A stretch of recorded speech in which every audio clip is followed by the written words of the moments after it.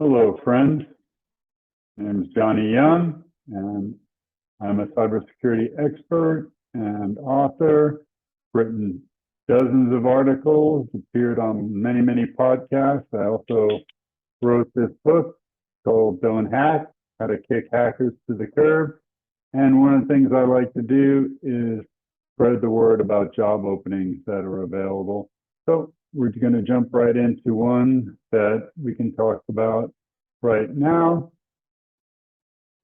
It's in Austin, Texas, and it's for a senior network engineer at Ursus Incorporated.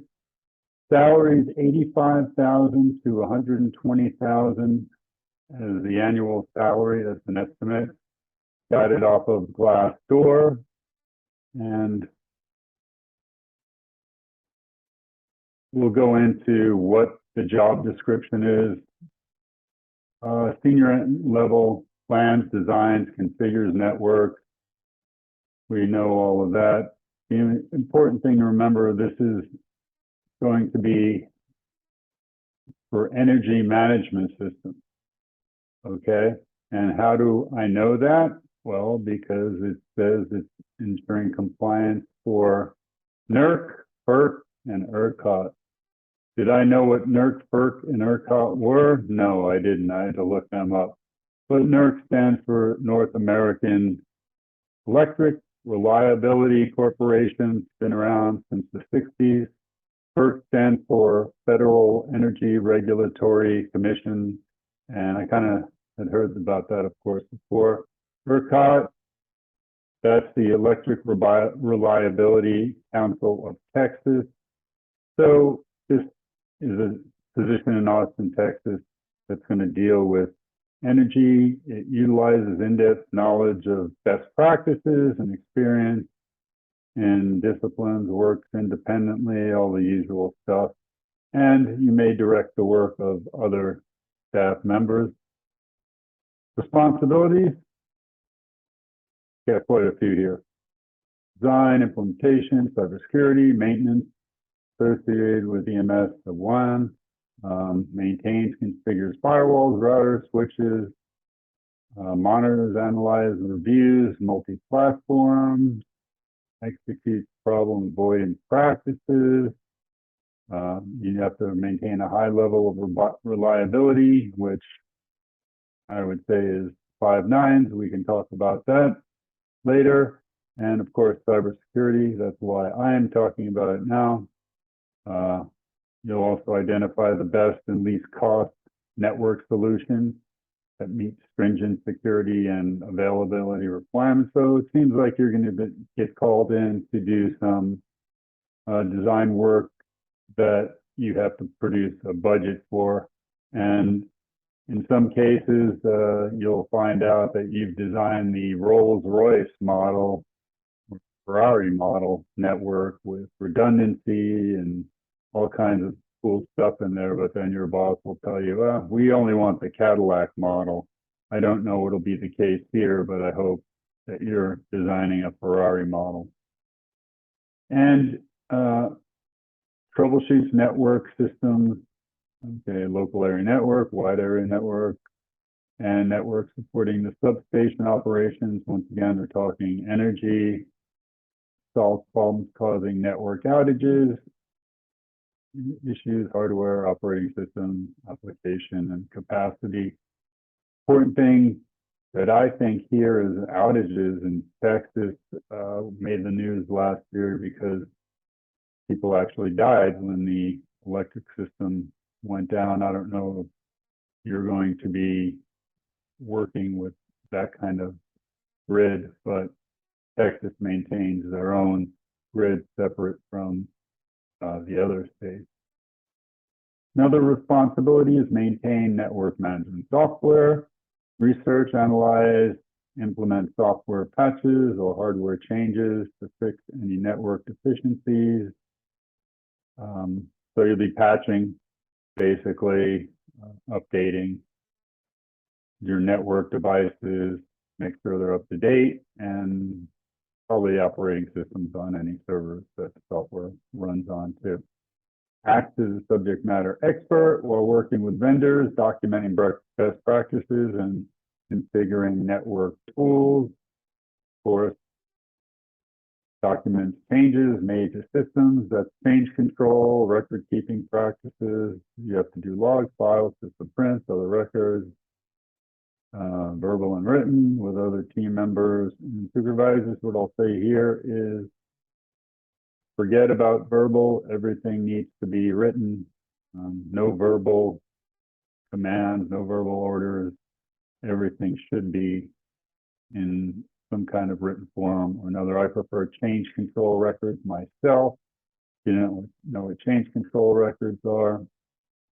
For every move, add, or change called a MAC, there should be a corresponding ticket in the library system, meaning someone opened up a request, it was assigned to a person, was approved by a manager, and then it went through the whole process till it was finally closed and became a record. So no verbal interface, no, always just do written stuff. That's my recommendation. Hey, you're going to be training junior staff. You're going to also find out that these are only a few of the hats you're going to wear. It doesn't imply these are the only duties to be performed by you, and you'll be required to follow any other job-related instructions and to perform other job-related duties requested by supervisor or management. Basically, it's telling you whatever they throw at you, you're going to have to handle. And the minimum qualifications, they had a bunch here. 9 or more years experience in a technical field, computer science, engineering, or network systems, a degree in computer science, information technology, telecommunications, engineering, or some kind of relevant field, whatever they think that is. 9 or more years of experience isn't all that much for this kind of position.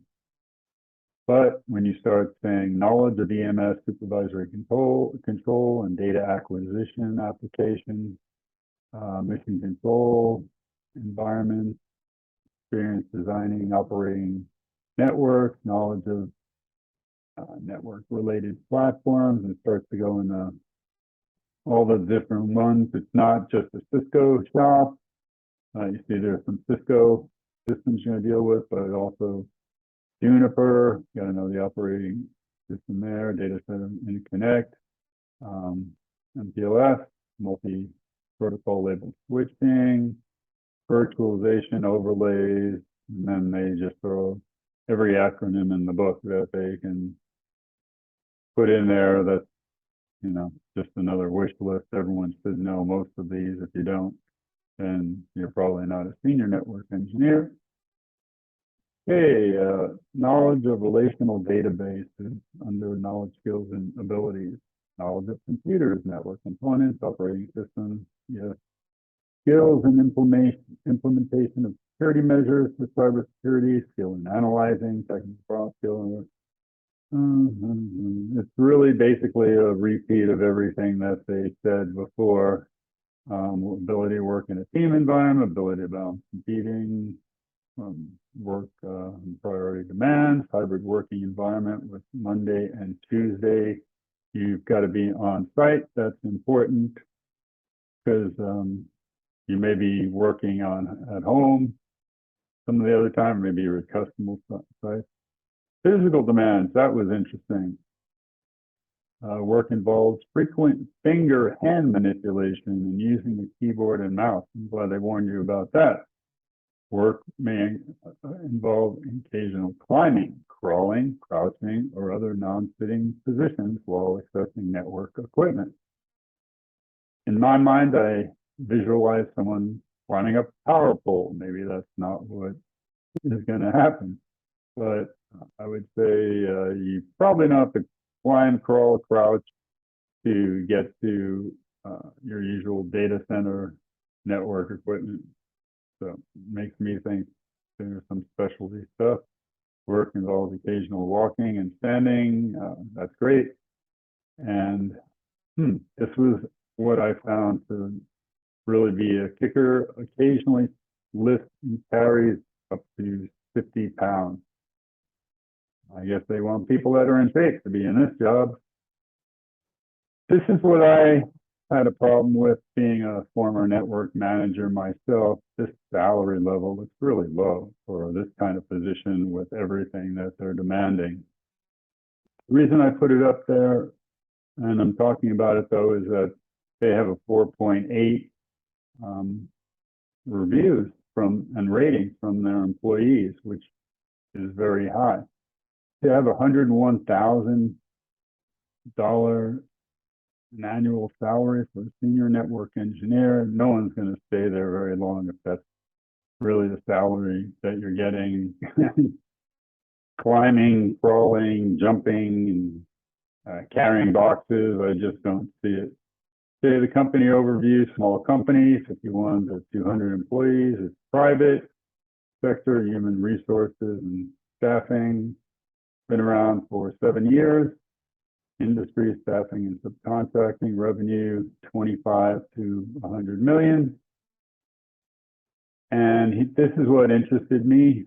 98% of the employees would recommend this company to a friend. 85% approve of the CEO. And then if you look at the internal reviews and ratings, out of 5 stars, career opportunities 4.7. That's great because that means there's a lot of growth inside the company, growing pretty fast.